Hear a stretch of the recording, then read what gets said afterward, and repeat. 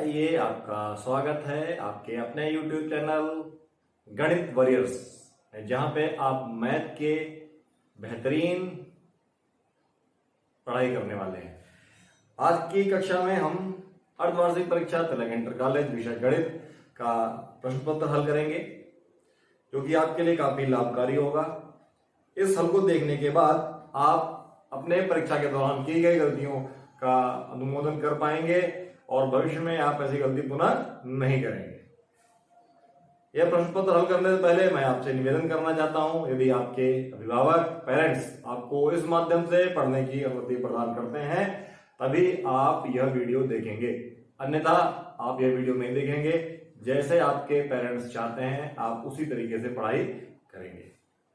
इस वीडियो में यदि कोई गलती हो जाती है तो आप कमेंट करके बता सकते हैं, क्योंकि मैं पेपर सॉल्व कर रहा हूं और जल्दबाजी में गलती हो सकती है। ठीक है, इसके लिए मैं क्षमा प्रार्थी रहूंगा और आपको सही से सही उत्तर देने की कोशिश करूंगा। ठीक है, समय के अभाव में गलतियां होंगी, उसको आप कमेंट में लिख के बताएंगे और मुझे खुशी होगी कि आपने अगर मेरी गलतियां पकड़ पाई तो मैं समझूंगा कि आप बहुत अच्छे स्टूडेंट हैं जो कि आप गलतियां पकड़ पा रहे हैं। ठीक है, तो आप अपनी कॉपी पेंसिल लेके बैठ जाएं, आप सॉल्व करते रहें और यहाँ पे हल देखें। पहला प्रश्न आपके सामने समक्ष स्क्रीन पे लगा हुआ है। यह प्रश्न पत्र दो भागों में बटा हुआ है। पहले प्रश्न पत्र में पहले खंड में बहुविकल्पीय प्रश्न है। तो पहला जो प्रश्न है हमारा, पहला प्रश्न है उसका का आपको एक शून्यक दे रखा है, आपको एक शून्यक दे रखा है जो आपकी देख रहे हैं। शून्यक आपको दे रखा है px² plus qx plus r, ये शून्यक दे रखा है, आप अपनी स्क्रीन में देख भी सकते हैं। इसके शून्यों का योग, इसके शून्यों का योग मान लिया इसके शून्यक अल्फा और बीटा है, तो उसका योग क्या होगा? उसका योग क्या होगा? उसका योग होगा -q/p। -q/p कौन सा विकल्प है? आप देखेंगे सा, जो -q/p, इसका आंसर क्या होगा? -q/p कौन सा विकल्प है? ये विकल्प है हमारा सा। आप देख पा रहे हैं अपनी स्क्रीन पे। अगर आपने सा उत्तर लगाया है, अगर आपने सा विकल्प चुना है तो आप बिल्कुल सही हैं। ठीक है, अब मैं दूसरा बात करता हूं। दूसरे का आंसर मैं यहां पे लिखना चाहूंगा। दूसरे का आंसर हमारे पास, दूसरा मतलब खा जो हमारा है, खा दूसरा, उसका खा क्या आंसर आएगा? खा का क्या आंसर आएगा? निम्न में कौन सा सहअभाज्य संख्याओं का योग है? अच्छा, आप देखो आपके पास लिखा है, इसका उत्तर तो होगा वैसे बा। उत्तर क्या होगा? 18,25 18,25, जो कि उत्तर क्या है? बा। ठीक है, 18,25। देखो 14 और 35 दोनों 7 से भाग जाते हैं, दोनों 7 से भाग चले जाते हैं। अच्छा, 91 और 93, देखो इसमें 3 का मल्टीप्लाई करेंगे तो ये भी सहभाज्य नहीं रहे। और 32 और 62 दोनों 2 से भाग जाते हैं, लेकिन 18 और 25 में कोई गुणनखंड, 18 का अगर मैं गुणनखंड करता हूं तो 2 गुणा 3 आएगा। अच्छा, 25 के गुणनखंड करता हूं तो क्या आएगा? 5 गुणा 5। ये मैं आपको एक्सप्लेन करके बता रहा हूं, अदरवाइज सवाल मैंने देखते ही कर दिया था। अगर आपको सारे कॉन्सेप्ट क्लियर है तो इसमें कोई भी कॉमन नहीं है, कुछ भी कॉमन नहीं है, तो ये क्या हो गए? अभाज्य युग्म हो गए। अब मैं बात करता हूं सी, 3 मतलब इसका गा। अगला प्रश्न, अच्छा मैं नंबर डालूंगा। ठीक है, मैं नंबर डालूंगा, आप मिलान करें। मैं का नहीं लिखूंगा, मैं नंबर डालूंगा। ये दूसरा हो गया, पहले का पहला हो गया। अब मैं यहां पे तीसरा करूंगा, तीसरा। ठीक है, तो आप देखेंगे आपकी स्क्रीन पे तीसरा मौजूद है, आपकी स्क्रीन पे तीसरा प्रश्न पत्र मौजूद है। तीसरा प्रश्न मौजूद है, क्या है? 65 और 17 के एचसीएफ को दर्शाया गया है एक समीकरण से, एक इक्वेशन से। तो m का मान निकालना है। कोई बात नहीं, अगर ये 65 है और ये 117 है, तो इसका अगर मैं एचसीएफ निकालूंगा, एचसीएफ मतलब लासापा निकालूंगा, सॉरी मासापा निकालूंगा, मासापा 65 और 117 का, तो 13 आएगा। ये 13 ये किस तरीके से दिखा रखा है? ये दिखा रखा है कि ये 13 है, ये 65 m माइनस 117 के बराबर 13 है, तो ये वहां जाके जुड़ जाएगा। 13 में 117 जुड़ा, क्या आया? 130। तो m का मान क्या हुआ? 130/2 आंसर, सॉरी 130/65, आंसर आया 2। आंसर आया 2। तो यहाँ पे 2 कौन सा मान है? 2 यहाँ पे कौन सा मान है? मान है बा, मान है बा, मान है बा, क्या है? बा। ठीक है, मान है बा। ठीक है, अब हम बढ़ते हैं अगले से। अच्छा, इसका एचसीएफ कैसे निकालेंगे? इसका एचसीएफ दोबारा से, अगर मैं इसके गुणनखंड करता हूं, इसके गुणनखंड करता हूं, तो 5 गुणा 13, और इसके गुणनखंड करता हूं तो 3 गुणा, तो आप देखेंगे 13 दोनों में आया हुआ है, 13 दोनों में आया हुआ है, इसीलिए इसका एचसीएफ क्या हुआ? 13, जो कि इसके बराबर दे रखा है। ठीक है, अब हम सवाल नंबर 4 पे बढ़ेंगे। अगला सवाल नंबर 4, साथ में थोड़ा यहाँ लिख देता हूँ, पास में इसको थोड़ा और पास में लिख देता हूँ ताकि आपके लिए जगह बनी रहे। अब मैं चौथा करूंगा, दूसरे को भी मैं यहां लिख देता हूं, 18 से 25 बा। ठीक है, अच्छा, चौथा। अब चौथा क्या है हमारे पास? यदि रैखिक समीकरण का कोई युग्म संगत है तो उसके आलेख की रेखाएं कैसी होंगी? उसकी होंगी प्रतिच्छेदी। इसका आंसर होगा 7। क्या? 7 उत्तर होगा इसका 7। इसका उत्तर होगा 7। मतलब या तो रेखाएं आपस में कट रही होंगी, प्रतिच्छेदी होंगी, या एक के ऊपर एक जा रही होंगी, एक के ऊपर एक जा रही होंगी। तो क्या हो जाएंगी? प्रतिच्छेदी या संपाती, प्रतिच्छेदी या संपाती। इसका उत्तर क्या हुआ? इसका उत्तर हुआ 7। ठीक है, तो आप क्या लिखेंगे? आप 7 लिखेंगे। ठीक है, प्रतिच्छेदी या संपाती। अगला प्रश्न, प्रश्न 5, या तो प्रतिच्छेदी होंगी या संपाती होंगी। अगला प्रश्न आपकी स्क्रीन पे, प्रश्न 5। आपको एक समीकरण दे रखी है और मूल बराबर है। आपको एक समीकरण दे रखी है 5। आपको एक समीकरण दे रखी है, क्या समीकरण है? 9x² plus 6kx plus 4। ये एक द्विघाती समीकरण है, और इस समीकरण का जो मूल है वो समान है। इस समीकरण के मूल समान है। तो मूल समान के लिए हमने एक चीज पढ़ी हुई थी, b² - 4ac बराबर 0। ठीक है, तो अगर मैं यहाँ पे b क्या होगा? यहाँ पे b होगा 6k, मैंने इसको स्क्वायर कर दिया। 4a क्या होगा? a होगा मेरे पास 9, और c क्या होगा? c होगा मेरे पास 4। ये होना चाहिए 0। ठीक है, ये आपको आशा करता हूं पता है, होना चाहिए। अगर आपको नहीं पता है तो आप कमेंट करके बताएंगे। धीरे धीरे हम आपके सारे सॉल्यूशन, सारी जो आपकी प्रॉब्लम्स है उनको लेते हुए आपको, ये तो हम प्रश्न पत्र हल कर रहे हैं, कॉन्सेप्ट वाले वीडियोस पढ़ाएंगे, कॉन्सेप्ट की क्लास पढ़ाएंगे इस माध्यम से। अगर आप कमेंट करके बताते हैं कि आपको क्या पढ़ना है, तो अगर मैं इसको सॉल्व करता हूं तो ये क्या हो गया 36 k² और ये क्या हो जाएगा 16 नाम और ये उधर चला जाएगा, कहाँ चला जाएगा तो 144 हो जाएगा। ठीक, अच्छा अब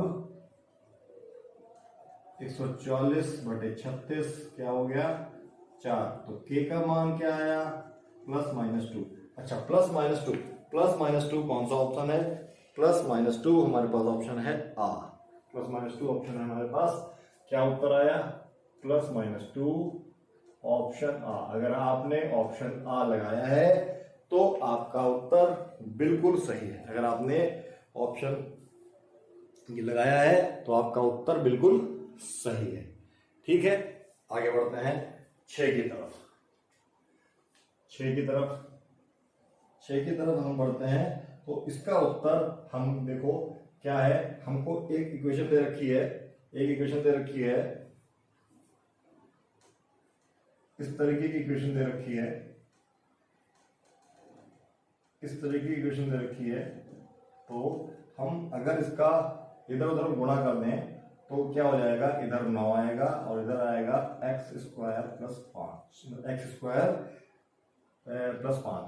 अब क्या हो जाएगा, ये इधर आ जाएगा 9 - 5 और ये क्या आएगा x², तो ये क्या हो गया 4 = x²।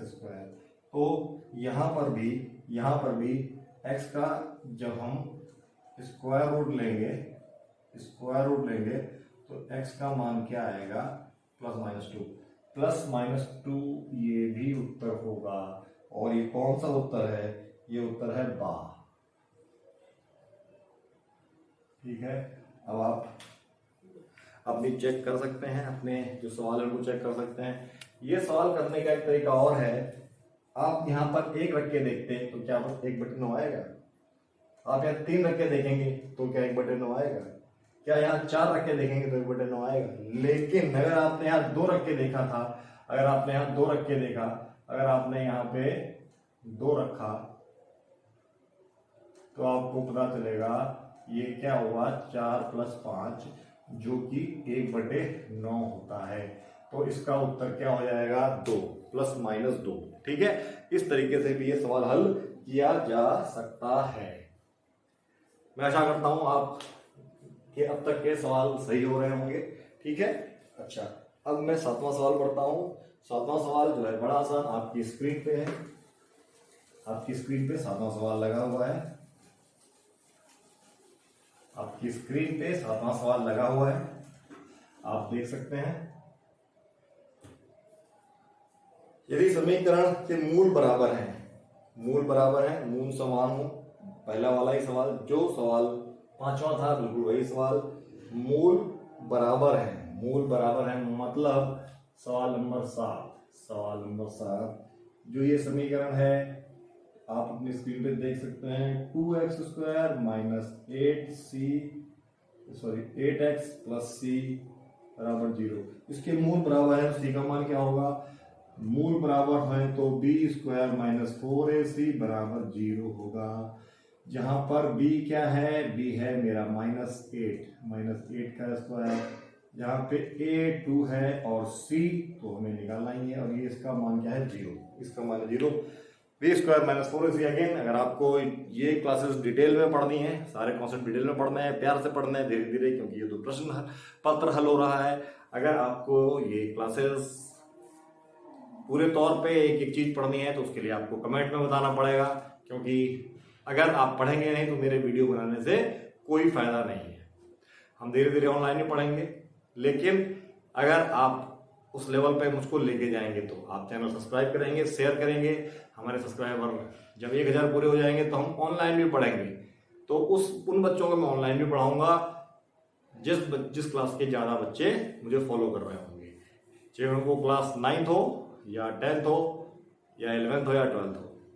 तो ये सफ़र हमारा जारी रहेगा, आपको अपने घर में बैठ के ही पढ़ाई हो सकती है अगर आप इस तरीके से पढ़ना चाहते हैं तो ये देखो, इसको मैंने हल किया, ये कितना हो गया मेरा, ये हो गया 64, और ये पूरा टर्म उधर चला गया, मैं इसको लिख सकता हूँ 8c। ठीक है, और अब 64/8 बराबर सी, तो मैं बोल सकता हूँ सी का मान 8 आ रहा है। सी का मान 8 आ रहा है। आइए अब हम अपने ऑप्शन चेक करते हैं। सी का मान 8, हाँ दा सी का मान दा, जो ये है हमारा दा ऑप्शन जो है ये हमारा क्या है, 7 का 8 आंसर है। ठीक है, ठीक है, अच्छा ओके। अब आगे बढ़ते हैं। जो 8वां सवाल है वो 8वां सवाल है बड़ा ही आसान। आपको एक बिंदु दे रखा है 3,4। इसका मूल बिंदु क्या है, मूल बिंदु क्या है 0,0। इससे दूरी निकालनी है। तो इसकी दूरी क्या है, अगर ये मान के चलो 0 है, ये ओ ए बिंदु है, मतलब क्या मतलब हुआ, अगर मैं एक ये बनाता हूं और ये कोई बिंदु है, यहां से 0,0 से इसका दूरी क्या होगी, ये ए बिंदु है, ये ए बिंदु है। तो ओ ए बराबर क्या बताया था मैंने, क्या बताया था, ओ ए बराबर क्या बताया था 3 - 0 का स्क्वायर प्लस 4 - 0 का वर्ग। तो ये मुझे क्या मिला, ये मिला मुझे 3 का वर्ग प्लस 4 का वर्ग, मतलब 9 + 16, ये हुआ मेरे पास 25। निकल के बाहर आया ±5, लेकिन हम माइनस छोड़ देंगे तो उत्तर क्या आएगा हमारा 5। उत्तर क्या आएगा हमारा 5। आइए देखते हैं 5 कौन सा ऑप्शन है। 5 हमारा ऑप्शन है बा। 5 ऑप्शन है हमारा बा। 5 ऑप्शन है हमारा बा। आपका पेपर बड़ा आसान है, बड़ा ही आसान पेपर है आपका। ठीक है, अगर आपने पढ़ाई नहीं की है तो मैं कुछ नहीं कर सकता, अदरवाइज पेपर आपका बहुत ही आसान पेपर है। अगर आपने पढ़ाई नहीं की है कोई चिंता का विषय नहीं है, आप अभी से पढ़ाई शुरू करेंगे तभी परीक्षा के समय तक आप अच्छे नंबर ला सकते हैं। अब हम अगले सवाल बढ़ते हैं। सवाल 9 नंबर के सवाल पे बढ़ते हैं। 9 नंबर का सवाल, तब तक आप अपनी स्क्रीन पे देखें और अपनी स्क्रीन पे देखें। सवाल नंबर 9 अपनी स्क्रीन पे देखें, और जो कि त्रिकोणमिति का सवाल है। त्रिकोणमिति का सवाल है। आपको साइन ए दे रखा है, आपको साइन ए दे रखा है, 4/5।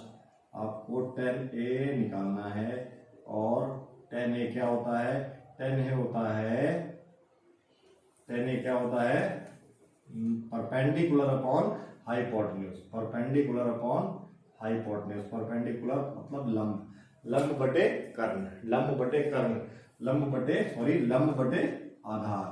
ये क्या होता है लंब बटे कर्ण। मतलब अगर मैं राइट एंगल ट्राइंगल बनाऊं तो साइन ए दे रखा है, तो ये अगर थीटा है, ये थीटा है, तो ये लंब हुआ, ये कर्ण हुआ, और ये हुआ आधार। ट्रिग्नोमेट्री के हिसाब से ये हुआ। तो अगर मैं देखता हूं तो L का मान मेरे पास, क्योंकि साइन थीटा दे रखा है, क्या हो जाएगा 4x। K का मान क्या हो जाएगा मेरे पास 3x। ठीक है, 3x मतलब यूनिट। ठीक, अच्छा, तो मैं अगर आधार का मान निकालता हूं तो क्या निकलेगा, आधार का स्क्वायर बटे लंब का स्क्वायर बटे कर्ण का स्क्वायर माइनस लंब का स्क्वायर। तो अगर मैं यहां से स्क्वायर रूट उठा देता हूं तो कर्ण का स्क्वायर माइनस लंब का स्क्वायर। कर्ण का स्क्वायर क्या होगा मेरे पास, कर्ण का स्क्वायर होगा, सॉरी थोड़ा मिस्टेक हुई, 5x है। ठीक है, 5x है, सॉरी गलती हो जाती है। 5x का स्क्वायर माइनस 4x का स्क्वायर, तो ये क्या आ जाएगा मेरे पास 25x का स्क्वायर माइनस 16x का स्क्वायर। मतलब मैं यहां लिख देता हूं, क्या आ जाएगा 9x का स्क्वायर, तो क्या आ जाएगा प्लस माइनस 3x। तो मैं क्या प्लस वाला लूंगा तो क्या हो जाएगा मेरे पास 3x। क्या हो जाएगा 3x। आधार मेरे पास आ गया 3x। तो tan a क्या हुआ लंब क्या है मेरे पास, लंब क्या है लंब मेरे पास क्या है, लंब है मेरे पास 4x और ये आधार क्या आया मेरे पास 3x, x से x कट गया, आंसर क्या आया 4/3। 4/3 कौन सा ऑप्शन है मेरे पास 4/3? कोई ऑप्शन है? ऑप्शन मेरे पास जो है 7, ऑप्शन 7 4/3, 4/3 ऑप्शन 7। सा ऑप्शन है वो आपका ऑप्शन यहाँ पे सही होने जा रहा है। अब मैं 10वां सवाल करता हूं, cos 18। अच्छा क्या लिखा है, cos 18 और sin 72 का मान क्या होगा? अच्छा मैं यहाँ पे cos 18 लिखा हुआ है, 72 को लिख सकता हूं 90 माइनस 18। अभी मैंने 72 को लिखा है, 72 को क्या लिखा है, 72 को क्या लिखा है मैंने 90 माइनस 18, 90 माइनस 18, ठीक। अच्छा इसको मैं लिख सकता हूं cos 18, क्या लिख सकता हूं cos 18।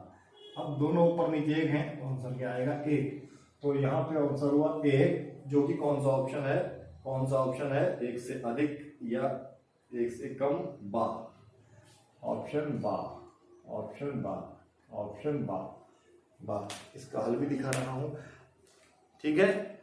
अदरवाइज अगर आप एक बड़ी स्पीड से करेंगे, क्योंकि ऑब्जेक्टिव है, अगर ये है तो अगर आप नहीं करते हैं तो आप डायरेक्ट आंसर निकाल के आगे बढ़ सकते हैं। यहाँ हमारे 10 सवाल पूरे हुए और 10 सवाल को विधिवत पूरे करने में हमने समय लिया है 21 मिनट का, 21 मिनट का, जिसमें काफी बातें भी की हैं। अदरवाइज हम 10 मिनट में भी ये सवाल कर सकते थे, ठीक है। अब मैं देखता हूं सवाल 11वां क्या कह रहा है।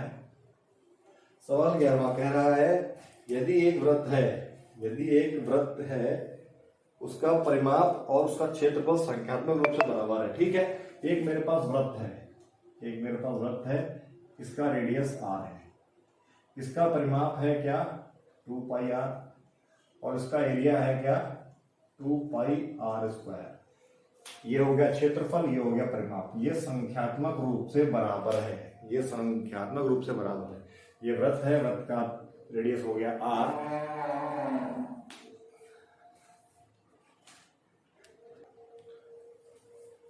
वृत्त का रेडियस हो गया r और एरिया हो गया, परिमाप हो गया 2πr और क्षेत्रफल हो गया πr²।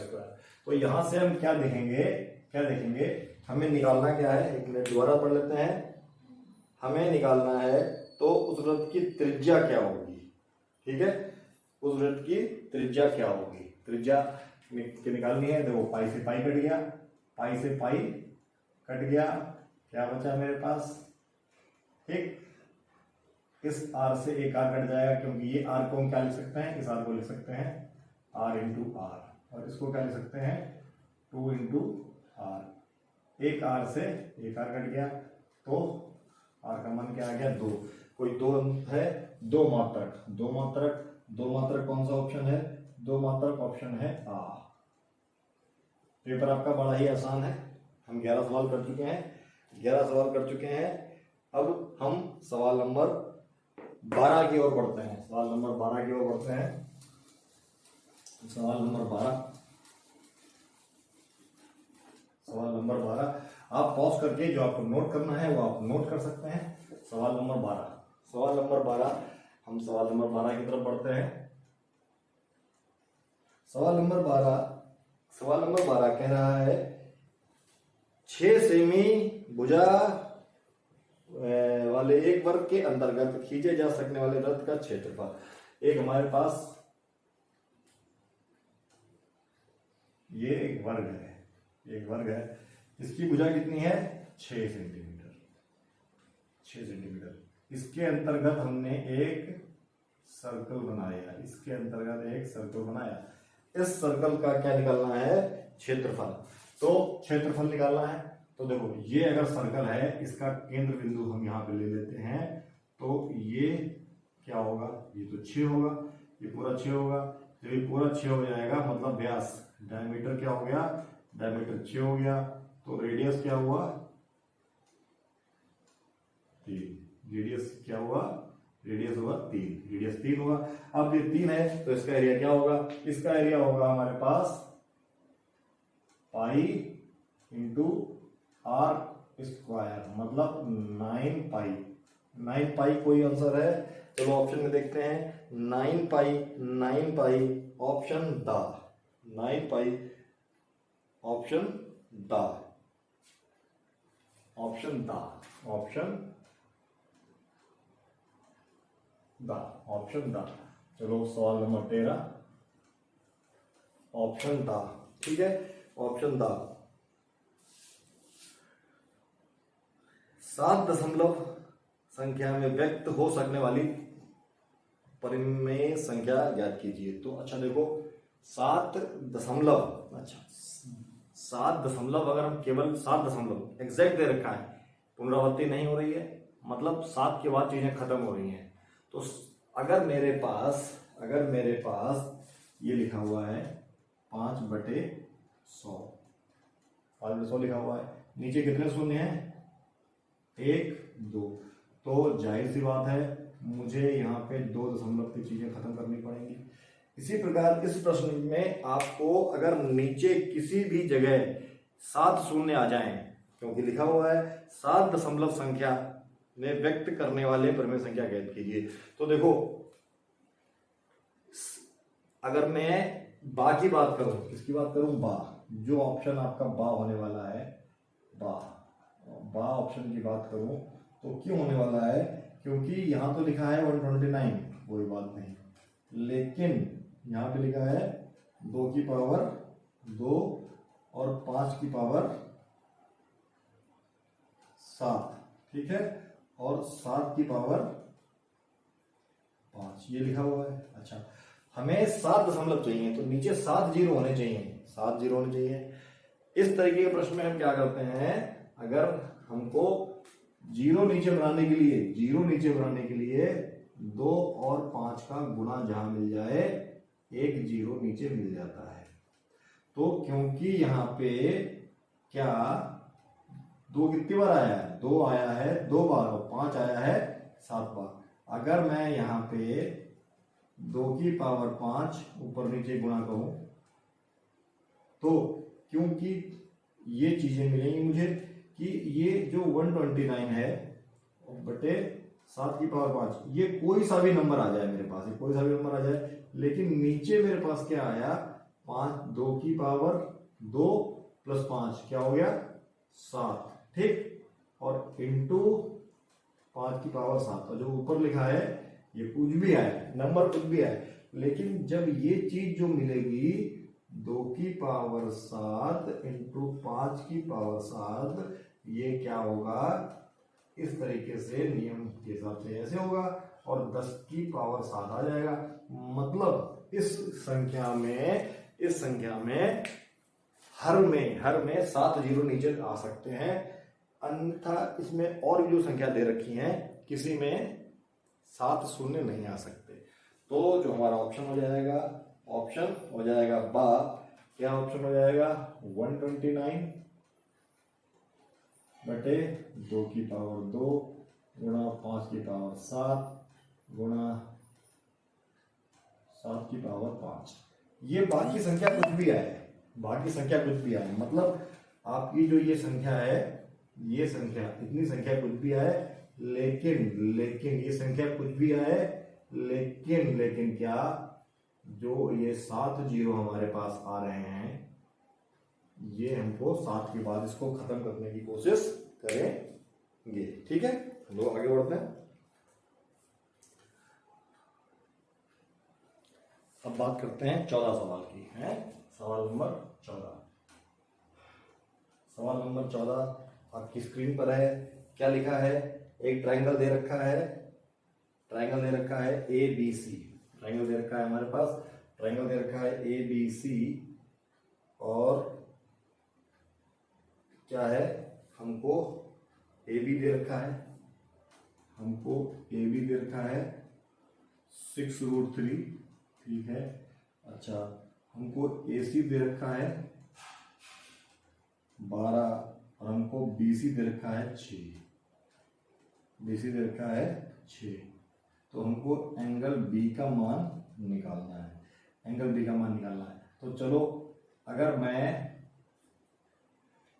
इसका स्क्वायर कर दूं, AB का स्क्वायर कर दूं तो क्या आएगा, इसका स्क्वायर कर दूं मैं, इसका स्क्वायर कर दूं तो क्या आएगा मेरे पास, 36 तिया 108 ये आएगा ना।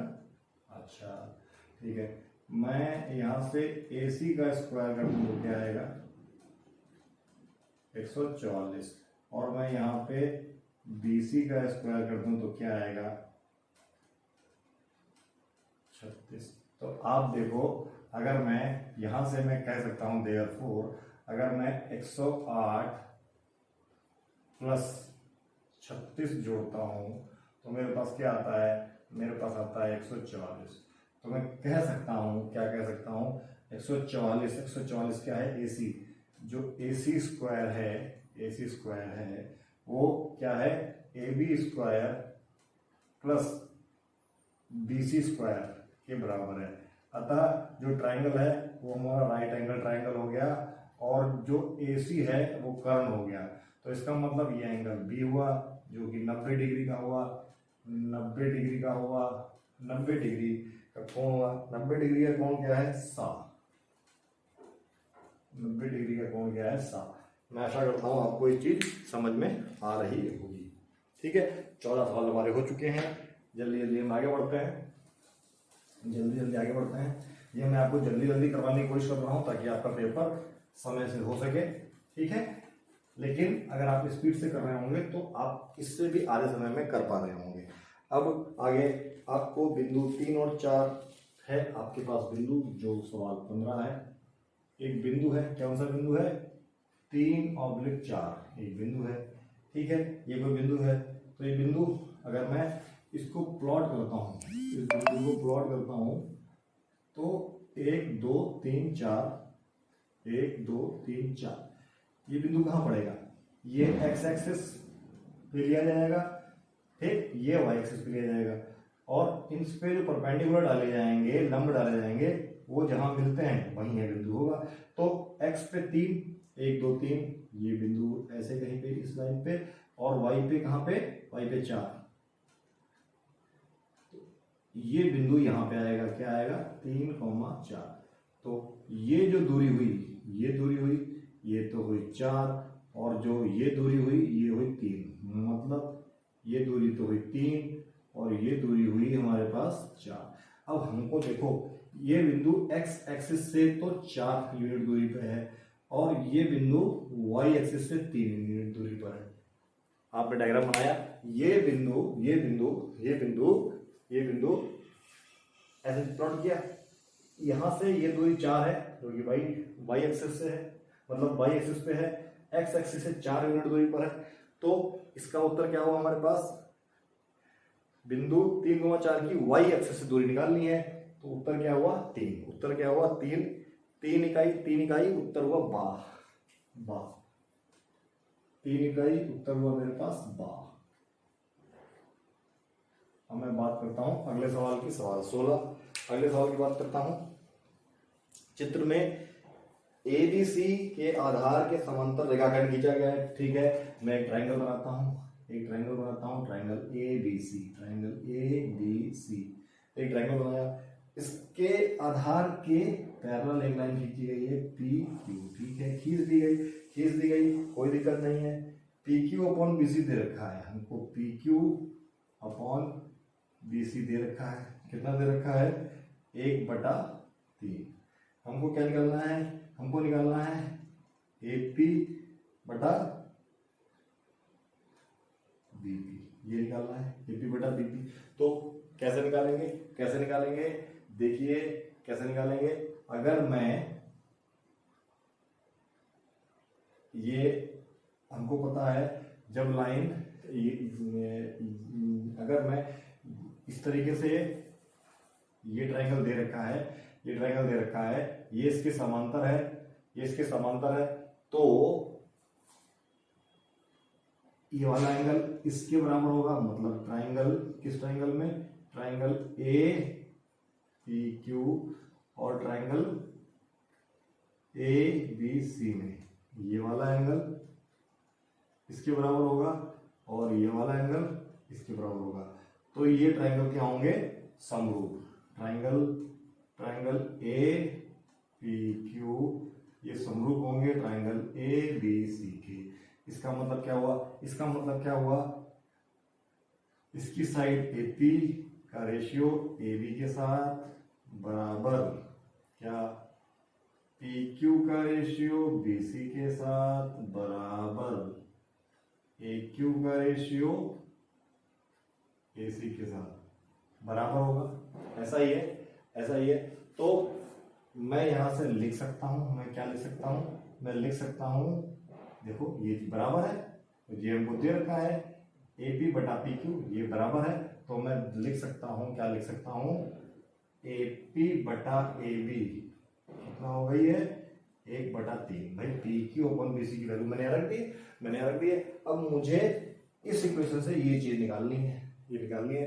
तो कैसे निकालेंगे? मैं यहाँ पे इसको उल्टा करूंगा, मैंने इसको उल्टा कर दिया, मैंने इसको उल्टा किया तो ये भी उल्टा हो गया, उसके बाद मैं क्या करूंगा? मैं इसको ऊपर सॉल्व करता हूँ, ठीक है? मैं इसको ऊपर सॉल्व करता हूँ क्या? उसके बाद मैं ए बी और ए पी दोनों तरफ -1 करूंगा, अच्छा ये 3/1 लिखा है, इसको मैं 3 लिख सकता हूँ, मैंने दोनों तरफ -1 किया। अब ये यहाँ पे जब मैं इसको एलसीएम लेके जोड़ूंगा तो क्या आएगा? A B minus A P बटे ए पी। तो A B minus A P क्या आ जाएगा? मेरे पास आ जाएगा पी बी बटे ए पी, जो कि किसके बराबर है? 2 के बराबर है। और मैं इसको उल्टा कर देता हूं तो उल्टा क्या आएगा? ए पी बटे पी बी। तो ये भी उल्टा होगा 1/2। तो उत्तर हमारा क्या हुआ? 1/2। उत्तर हमारा क्या हुआ? 16 का 1/2। 1/2 कौन सा पार्ट है? 1/2 हमारा आ पार्ट है। 1/2 हमारा आ पार्ट है। 1/2 हमारा आ पार्ट है। अच्छा, अब हम आगे बढ़ते हैं आगे वाले सवाल पे। आगे वाला सवाल नंबर 17। सवाल नंबर 17 हमारा कह रहा है एक लंबवृत्तीय बेलन के आधार का क्षेत्रफल। एक लंब है, ठीक है? हम यहाँ लंब बनाते हैं। एक लंब के बेलन का आधार का क्षेत्रफल, इसके आधार का क्षेत्रफल क्या है? 9 पाई है। तो उसके आधार का व्यास बताओ। तो मान लिया इसका रेडियस r है, तो व्यास क्या होगा? 2r। तो 2r है, इसका अगर रेडियस r है तो इसका एरिया क्या हो जाएगा? πr²। यही तो है। अगर कोई बेलन है, यदि कोई बेलन है लंबवृत्तीय बेलन के आधार का क्षेत्रफल 9πr² है, तो ये तो एक सर्कल हुआ, एक वृत्त हुआ। वृत्त का अगर रेडियस r है, त्रिज्या r है, तो ये बराबर होगा पाई से पाई कट गया, 9 बराबर r², और r का मान आ गया +-3, माइनस छोड़ देंगे, आंसर आएगा 3। तो हमें व्यास चाहिए, तो व्यास क्या आ जाएगा? व्यास आ जाएगा 2 × 3 बराबर 6। कौन सा ऑप्शन है? 6 कोई ऑप्शन है? 6 ऑप्शन है दा। 6 ऑप्शन है हमारे पास दा। ठीक है, 6 ऑप्शन है हमारे पास दा। आगे अब हमको एक सवाल और बढ़िया सवाल देखने को मिला है। इससे पहले मैं जगह बना देता हूँ। आपको जो चीज समझनी है उसको आप क्या कर सकते हैं? नोट करने के लिए आप क्या करेंगे? वीडियो को पॉज करेंगे और फिर नोट करेंगे। ठीक है, मैं इसको मिटा रहा हूं।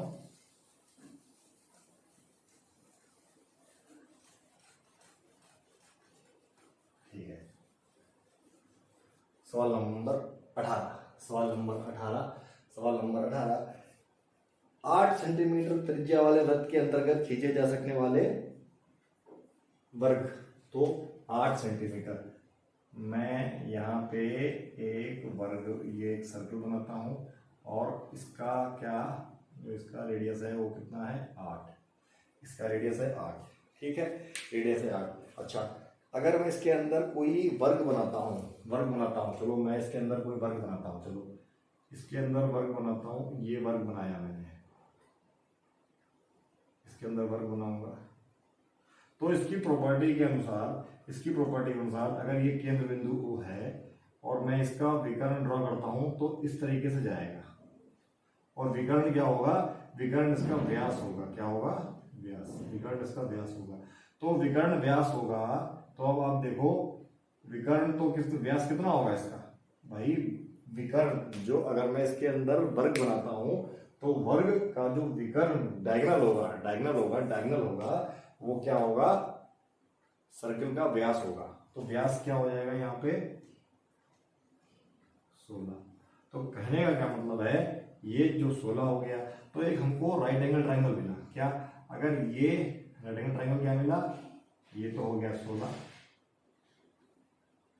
और ये हमारे पास वर्ग की अगर भुजा ए है तो ये भी ए होगी, तो हमको ये आपको मिला, ये आपको फिगर मिलेगा, और वर्ग आपको किस तरीके से नजर आएगा, वर्ग आपको ऐसे नजर आएगा।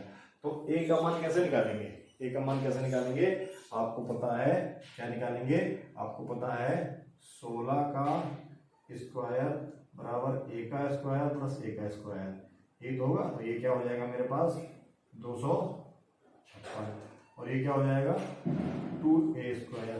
तो यहां से हमने देखा ए स्क्वायर की वैल्यू आ गई 128, तो 128, अगर 128 तो इसका आंसर हो जाएगा 128, कोई 128 आंसर है, 128 आंसर हमारा बा, 128 हमारा बा आंसर है, क्योंकि जो वर्ग का क्षेत्रफल है वो ए स्क्वायर ही तो आ रहा है, वर्ग का क्षेत्रफल ए स्क्वायर ही तो आ रहा है, ठीक है।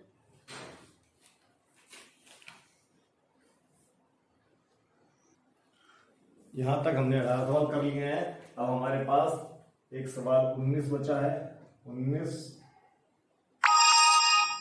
20 और 21, ये सवाल हम लोग यहाँ पे हल करेंगे, आइए देखते हैं 19 सवाल में आपको क्या दे रखा है, 19 सवाल में दे रखा है इस तरीके से, आपको एक इक्वेशन दे रखी है, अगर इक्वेशन दे रखी है, ठीक है, अगर मैं 7 से इसको भाग देता हूं, तो मुझे क्या मिलेगा, x माइनस 7, और ये 7 से भाग दे दिया तो ये आ जाएगा 11, x माइनस 7, x प्लस 7 बराबर 11, और ये अगर गुणा करेंगे तो क्या आ जाएगा, a square minus B square, मतलब 7 का स्क्वायर बराबर ये, अब ये उधर जाएगा, 11 प्लस 49 क्या जुड़ के आ जाएगा 60। अब मैं अगर यहाँ पे वर्गमूल लेता हूँ इसका 60 का, तो वर्गमूल आपको नाश्ता करता हूँ, निकालना आता होगा, ये 60 के फैक्टर हो गए, तो क्या निकल के आया,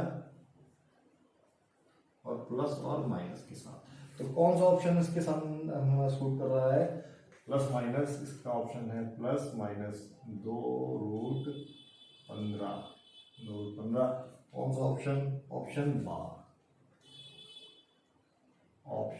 बा, ठीक है, ऑप्शन बा। अच्छा, यदि दो संख्याओं का योगफल 7 है, दो संख्याएं हैं, मैं मान लेता हूं 2 संख्याएं हैं, एक संख्या x है, एक संख्या y है, तो उनका योगफल क्या है 7, अच्छा, उनका गुणनफल, दो संख्याओं का गुणनफल कर लेते हैं, क्या है x गुणा y क्या है, x गुणा y है 6। तो आपको क्या निकालना है, संख्याएं ज्ञात करनी है, तरीका क्या है, संख्याएं ज्ञात करनी है, कोई बात नहीं। अगर मैं इस पे यहाँ पे वर्ग कर दूं, तो इसका वर्ग क्या आ जाएगा 49 आ जाएगा, अच्छा 49 आ जाएगा।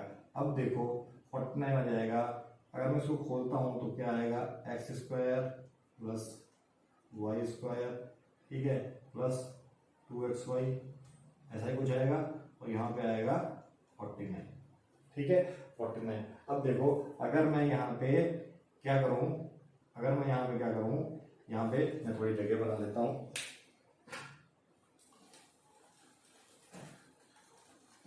यहाँ पे अगर मैं इस इक्वेशन में X square plus Y square 2xy लिखा हुआ है, मैं यहाँ पे -4xy कर दूँ। क्या कर दूँ? -4xy। तो जाहिर सी बात है मुझे यहाँ पर भी -4xy करना पड़ेगा। ये मैंने क्यों किया? ये मैंने इसलिए किया क्योंकि अब मेरे पास क्या बचेगा? X square plus Y square, और ये से माइनस होगी, क्या बचेगा? इस तरह की चीजें बचेगी। और यहाँ पे मैं एक्स वाई का मान रख दूंगा। क्या मान क्या है? 6। तो ये क्या आ जाएगा? 49 माइनस 24 जो कि है 25। और इधर क्या आ जाएगा? A square plus B square minus 2ab। इसका मतलब क्या है? एक्स माइनस वाई का स्क्वायर, और ये आ जाएगा। ठीक है, ये आ जाएगा। तो अब मैं इसका अगर वर्गमूल लेता हूँ, मेरे पास ये आ जाएगा। और अगर मैं इसका वर्गमूल लेता हूँ तो मेरे पास क्या आएगा? एक्स माइनस वाई क्या प्लस -5। अगर मैं इसका वर्गमूल लेता हूँ तो मेरे पास ये स्थिति पैदा होगी। अच्छा, अब आप देखो, आपके ऑप्शन पे जरा नजर डालते हैं, ऑप्शन पर नजर डालते हैं कि ऑप्शन क्या हो सकते हैं। ऑप्शन क्या हो सकते हैं? दो संख्याओं का योगफल है, और उन दोनों संख्याओं को अगर हम देखते हैं, एक बार प्लस ले लें, एक बार माइनस ले लें। तो अगर मेरे पास संख्या ये दे रखी है और इनका माइनस मुझे +5 मिल गया है, तो क्या होगा? मैं इसको अगर हल करता हूं तो 2x बराबर x का मान क्या आ गया? x का मान आ गया 6। 6 कोई ऑप्शन है? 6 कोई ऑप्शन है? ऑप्शन 6 और 6 ऑप्शन है कोई? x का मान 6 है, x का मान 6, x का मान 6 है, x का मान 6 है, x का मान 6 है। तो सा ऑप्शन हमारा हो सकता है, सा ऑप्शन हमारा हो सकता है। लेकिन वहां पे y का मान भी हमारा हमको देखना पड़ेगा। अगर हमने x का मान 6 रख दिया, x का मान 6 रख दिया, x का मान 6 रख दिया, तो y का मान हमारा क्या आएगा? 1। तो क्या हमारे पास ये ऑप्शन आ रहा है? ये ऑप्शन आ रहा है? ये कोई ऑप्शन है? ऐसा कोई भी ऑप्शन इसमें मौजूद नहीं है, ऐसा कोई भी ऑप्शन मौजूद नहीं है।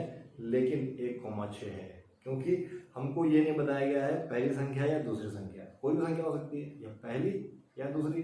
तो हमारा आंसर ये ना होके 1,6 आंसर होगा। और ये ऑप्शन कौन सा है? ये ऑप्शन है हमारा आ। ये ऑप्शन है हमारा आ। ये ऑप्शन है हमारा आ।